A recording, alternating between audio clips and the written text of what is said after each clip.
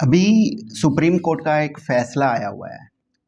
Supreme court ने period slip के लिए मना कर दिया है। उन्होंने कहा है कि अगर पीरियड स्लिप महिलाओं को दिया जाएगा तो जिनसे उनको हीन भावना की तरह महसूस होगा, उन्हें समानता का अधिकार महसूस नहीं होगा। तो आप ये समझ सकते हैं कि सुप्रीम कोर्ट के जस्टिस साहब कह रहे हैं कि इनसे हीन भावना महसूस होगी, समानता महसूस नहीं होगी। लेकिन उन्हें ये नहीं पता है कि पीरियड्स के दौरान कितनी तकलीफ़ें होती हैं। मेरा मानना है कि इस पे कटाक्ष किया जाना चाहिए।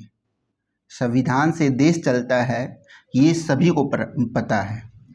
और जस्टिस साहब ये चीज़ों का आकलन कर रहे हैं कि जो भी वो फैसला करेंगे या जो भी बातें रखेंगे वो सर्वमान्य होगा।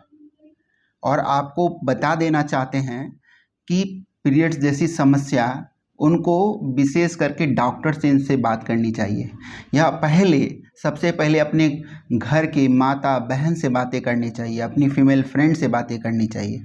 मैं तो आज सुप्रीम कोर्ट के फैसले के लिए ये पैड खरीद के लेके आया हूँ।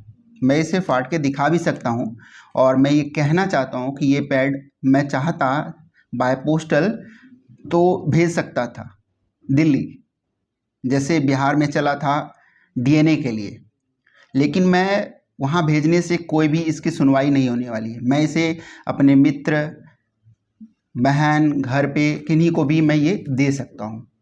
तो ये मानना है कि पीरियड्स एक ऐसी समस्या है जिन पे लीव मिलनी चाहिए, और इन पे राघव चड्ढा जी ने भी बातें रखी थी कि पीरियड्स पे लीव बेहद ही ज़रूरी है। और हम 2026 में जी रहे हैं जिसमें पत्रकारिता की दुनिया में काफ़ी डिबेट हो चुका है, काफ़ी बातें हो चुकी है, लेकिन अभी तक हम एक मानसिक रूप से पीड़ित हैं कि उनकी तकलीफ़ों को हम समझ नहीं पा रहे हैं।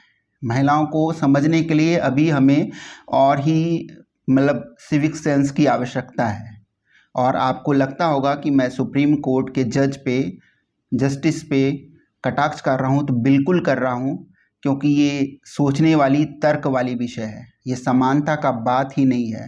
वो महिलाएं जितनी तकलीफ़ें झेलती हैं वो पुरुष कुछ भी नहीं झेल सकते। तो इस पे विचार किया जाना चाहिए, और इस पे मुझे नहीं लगता है कि कटाक्ष करने से दूर रहना चाहिए। इस पे बातें होनी चाहिए और बातें करना बेहद ही ज़रूरी है। Thank you so much.